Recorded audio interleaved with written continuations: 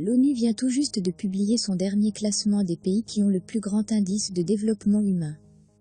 Sachant qu'un très grand nombre de nos abonnés sont très curieux de savoir si l'Algérie est toujours en tête du classement africain. Alors, comme on vous a habitué sur les deux derniers classements de 2018 et 2019, Canal Newman va aussi partager avec vous ce dernier classement. Le top 10 mondial et le top 10 africain, où la vie est la plus agréable à vivre. Sachez que suite à la situation que traverse le pays depuis février 2019, l'Algérie a perdu 10 places au classement mondial. Mais a-t-elle réussi malgré tout à conserver sa première place africaine? C'est ce qu'on va justement découvrir ensemble sur cette vidéo tout de suite après notre petit jingle.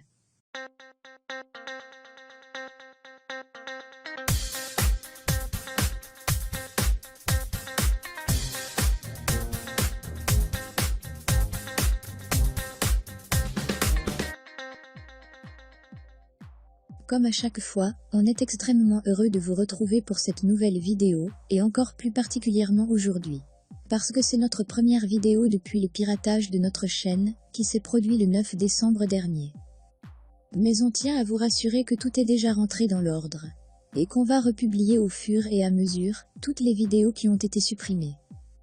Et on profite aussi pour remercier chaleureusement tous ceux qui nous ont envoyé des messages de soutien.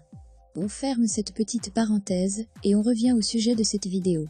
Le nouveau rapport du Programme des Nations Unies pour le développement PNUD, rendu public le 15 décembre 2020 au siège de l'ONU à New York. Ce nouveau rapport propose un nouvel indice expérimental du progrès humain, qui tient compte des émissions de dioxyde de carbone et de l'empreinte matérielle des pays.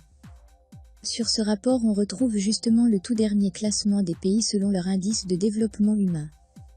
Pour rappel, il s'agit d'un indice composé, qui mesure la qualité de vie moyenne de la population d'un pays.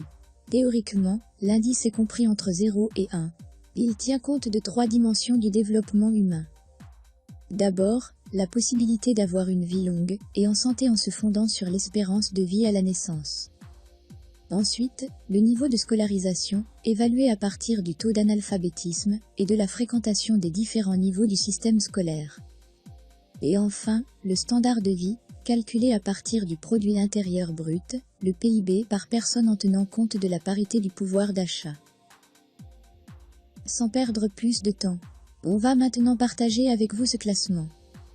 On commence d'abord par vous donner rapidement le top 10 mondial. Ensuite, un peu plus en détail, le top 10 africain. La Norvège, dont une grande partie de sa richesse vient de l'exploitation de ses gisements de pétrole, est habituée à être en tête du palmarès de l'indice de développement humain.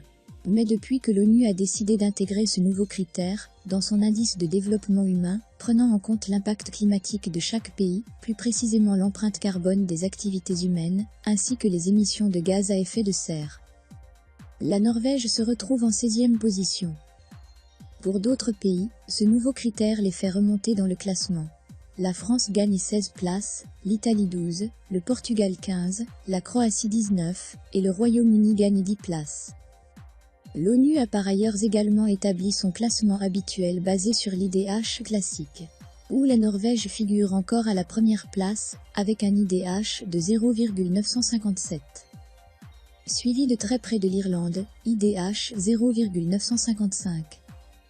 En 3e position, on retrouve la Suisse, avec le même indice de développement humain. En 4e et 5e position, on retrouve respectivement Hong Kong et l'Islande avec un IDH égal à 0,949. L'Allemagne arrive en 6e position, IDH égal à 0,947.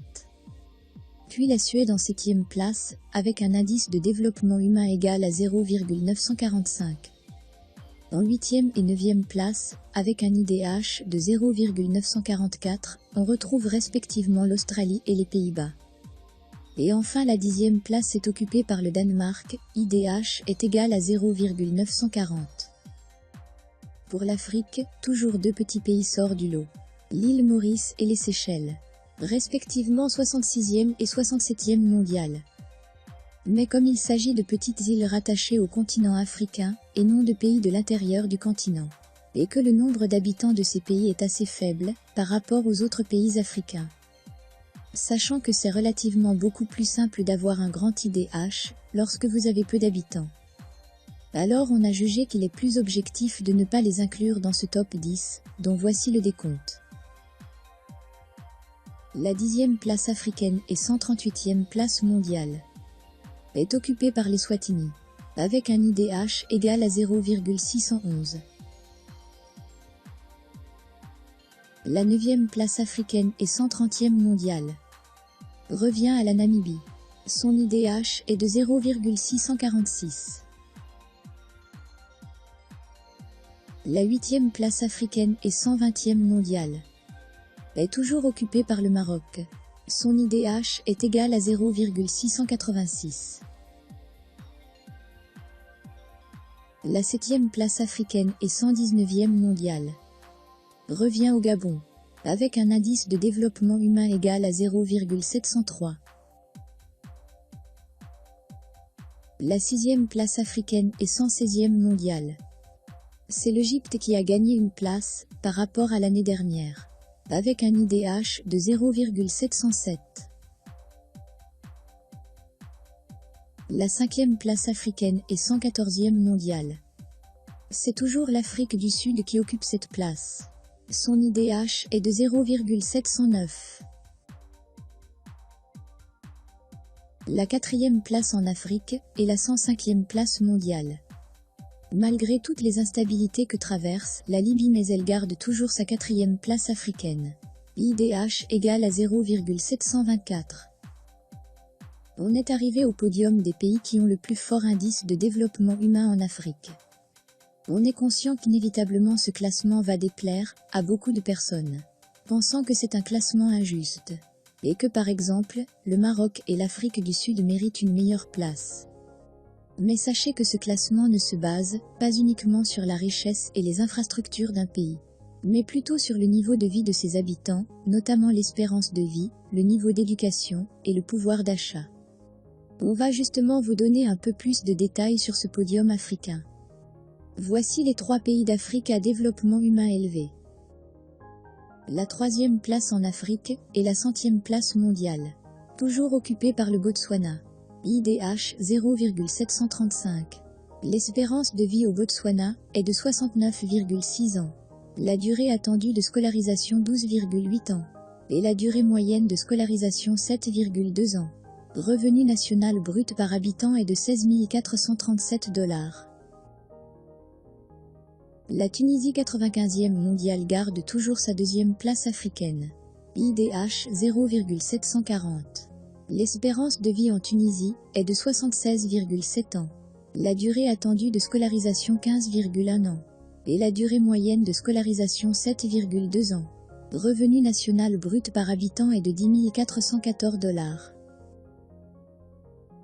Et malgré tout ce qui se passe en Algérie, et même si elle a perdu 10 places dans le rang mondial, et qu'elle se retrouve à la 91e place, mais elle garde toujours sa première place africaine, avec un indice de développement humain de 0,748. Un Algérien a une espérance de vie de 76,9 ans, une durée attendue de scolarisation de 14,6 ans, sa durée moyenne de scolarisation est de 8 ans, et son revenu national brut est de 11 174 $. Ce qui fait de l'Algérie le pays où c'est le plus agréable à vivre en Afrique. Bien entendu, les premiers à ne pas être d'accord avec cette conclusion, c'est les Algériens eux-mêmes. L'Algérien pense pertinemment que vu les richesses matérielles et humaines dont dispose l'Algérie, elle mérite amplement d'avoir sa place dans le top 10 mondial. Ce qui est tout à fait réalisable avec de meilleurs dirigeants que ceux qu'elle a connus depuis son indépendance.